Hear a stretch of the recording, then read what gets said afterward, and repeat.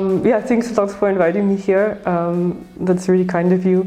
I can say for myself, for my own background, I'm part of I would say, rather new generation of scholars in global studies. So I've been trained in global studies in my bachelor's at UC Santa Barbara, in my master's at the University of Wrocław and University of Leipzig, and I also did a PhD in global studies at the University of Leipzig. So formally, global studies emerged rather in the last decades as its own field, but usually from scholars who come from the disciplines and then critique their disciplines. So you have a lot of sociologists who have founded global studies institutes, you have historians who have done so, geographers, etc.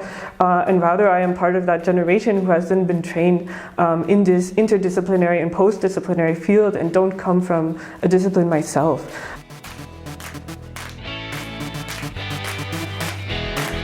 So the different areas of my research, like specifically in terms of topics, the first is my first book, which was on economic entanglements, especially contemporary and historical special economic zones and export processing zones and free ports.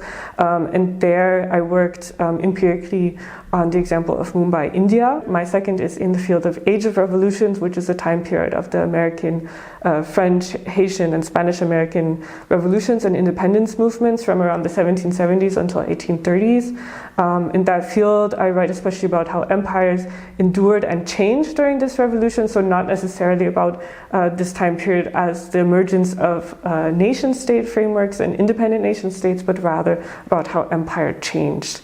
My empirical research is related very much to the refugees in Philadelphia that flee these different revolutions and arrive in the US when it's a brand new state. And recently there I look into the files of the prisons in the 1790s in Philadelphia, as well as in the poor relief sector.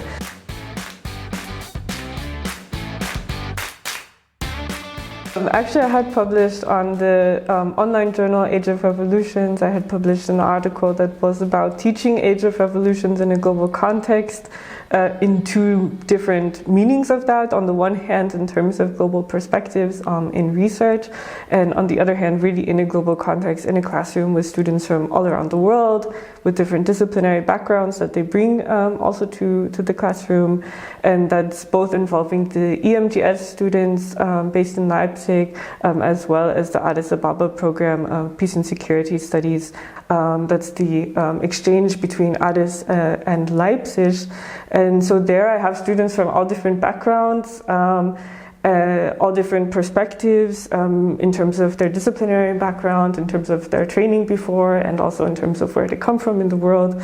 And so there I have written this article. And I think what's important in that you see in the background of what I've written is how much I actually learn from the students and really profit from the engagement with students.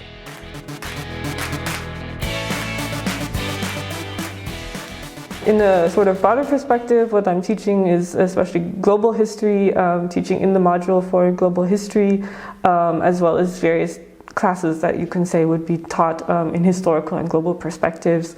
The one that I've been teaching last semester is Age of Revolutions in a global context. I'm also teaching American and French empires as entangled histories and comparative histories since the 18th century until today.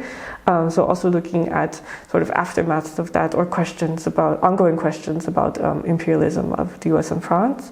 I would like to offer in the future seminars on economic entanglements in the 20th century in economic spaces, especially small spaces of exception like special economic zones and free ports.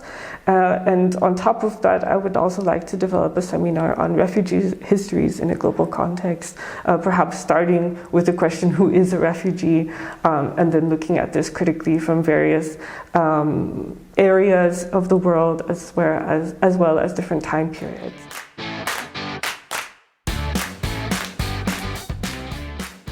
First, this means lots and lots of reading, so lots of reading from different disciplinary perspectives, lots of reading from different area studies perspectives.